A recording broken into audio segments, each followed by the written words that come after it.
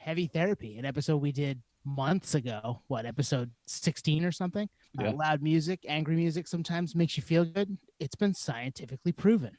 It's almost another Podioslave prediction in a lot of ways. Yeah. But now, now we have some grounds to speak on. So yeah, what's going on there?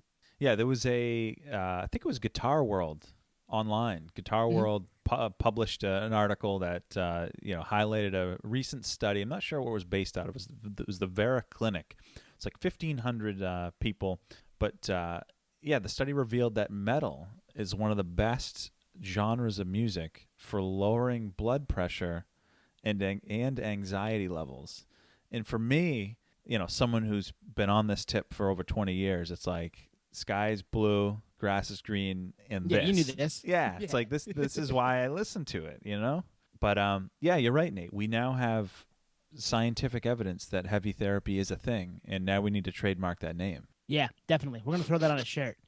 Maybe a Podioslavepodcast podcast, Heavy Therapy T-shirt, right? When we go live with the web store down the road, that'd be one of the first ones. Because, early on, that was one of our most listened to episodes, and I think people really resonate with the fact that heavy music is a catharsis. It is that kind of release.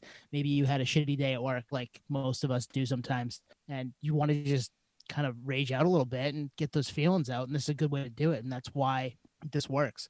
What was funny to me, though, in reading that, there was one genre of music that beat it out. Did you guys see that? It was something like 80s pop. 80s pop. Yeah. But that makes sense, though. You get like Hall & Oates or something, you get upbeat. I get that. I also ride for that stuff, so that makes sense to me, too. But yeah, it makes sense, right? We love the heavy therapy here. Yeah, that's cool. And actually, to your point, like, it's funny because it almost takes away the stigma, right? Because you don't look like a death metal, I'm gonna kick your fucking ass guy, and that's not like a bad thing, but it just shows that the music is very universal, and the fact that it's now has health benefits is like, oh, now and maybe it'll come around full circle and have some more spins altogether for that genre altogether. I kind of compare it to like cannabis. Like cannabis was like, oh, you're a stoner. Now it's like a publicly traded commodity. You know what I mean? Yeah, so, it's true. It's come full circle. What made me laugh in the article was the doctor that administered the study. Just to quote him, I didn't get his name, but he says, "Angry music can help listeners process their feelings, and as a result, lead to greater well-being," which is a pretty bold claim, but I subscribe to that. I believe that. I'm a late convert. I've always liked heavy-ish music, but getting into the heavier stuff a little later, and yeah. That's exactly what it does. You just feel like you just let that kind of animosity go, as opposed to letting it sit there and build up and fester and make you feel like shit. Now, kind of rage it out, turn it up on your ride home, and then you get home and relax.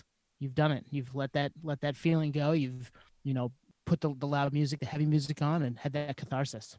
Yeah, kind of brings me back to like going to the gym when gyms were still open. It's like you see the meatheads with like, headphones blaring metal. You can like hear the metal through like the over the ear headphones, and you're like, now you can be like, you know what? I feel like it's pain. I know what he's going through. He's just trying to get through it. It's medicine. Chalk that up to things that we already knew, but now the world can see is a scientifically proven study. Who knows how great the study was, but hey, we're down for it. It makes sense to us. Yeah, 1,500 people. It doesn't seem like a big sampling, but it's enough where it just makes you wonder how many genres they played, you know what I mean? And what do you play, like, who did they play? You know what I mean? Is it like, is it, entry level stuff, or is it like, Napalm Death? Like, what is it, I wonder also, like, if this goes like 15 years ago or 20 years ago when radio was a little more prevalent and more people had to listen to that to find things, and then you heard the same song for the 15th time, would that raise your blood pressure and make you less happy? Probably, right? What is it? Earworm? What's the... Oh, yeah, my copyrighted Tony right here. Earworm terrorism.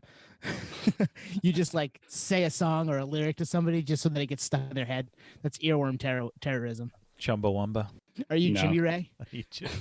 Cue in When September Ends by Green Day. Not again. No. Yeah, or Boulevard of Broken Dreams. That was on everywhere. And we love Green Day. We're a Green Day house. But, it was on every radio station in the country for, 6 months? It's like, oh, you walk a lonely road, Billy, do you? All right, well, cool. Next, I've heard this 1,000 times. Everywhere. The Target bathroom, everywhere. You can't Everywhere, exactly. Cool story, Billy. Now give me Dookie too. Exactly. Yeah. I want play a song off Insomniac for God's sake. On to your point on like what were they listening to? I wonder if it converted anyone that was like anti-metal. They're like, this is actually pretty good. Have you ever seen like on YouTube those like, older people reacting to like certain music, Yes. like heavy music? Like you can tell this. I almost in those videos see the opposite, where if it would raise their blood pressure because I don't know what it is. So yeah, it makes me wonder like. Guess it depends on the population. Yeah. But cool story.